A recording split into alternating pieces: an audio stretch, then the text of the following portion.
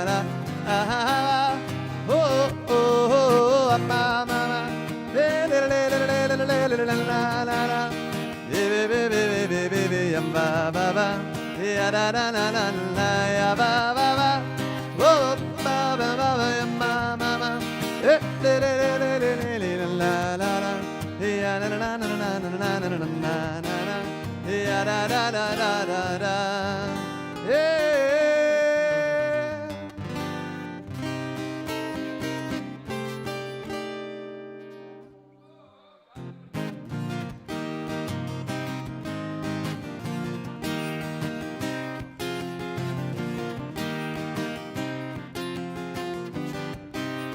Oh, lo, lo, lo, lo, lo, lo, lo, la, la, la, la. Hey, hey, hey, ma, ma, ma. Hey, de, de, de, de, de, de, ya, ba, ba, ba. Hey, hey, ma, ma, ma. Hey, ma, ma, ma. Yeah, la, la, la, la, la, la, la, la, la, la.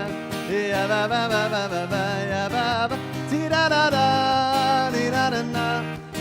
Hey, amma, oh, amma, la la, vegan, hey, damn again.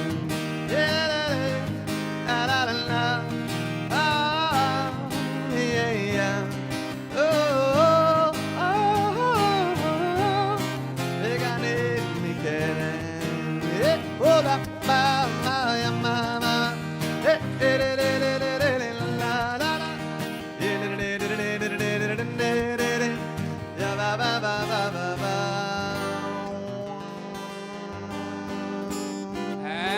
Mazel tov, mazel tov, mazel tov. Woo! Okay, ladies and gents, our afternoon mincha service starts in about 3 minutes. So we're just going to unpack, because Shabbat we have no technology. So we're switching our phones, we're unpacking everything. So Shabbat Shalom, and for those who are staying around, so we also, just to point out, we observe the traditional Orthodox synagogue service, and so the ladies sit on the balcony, the men downstairs, and Joe, I think, Joe, will you sit directly, just with the, yeah, because we're going to do a presentation soon as well, but, so, yes, but everybody, Shabbat Shalom, and thanks for being here.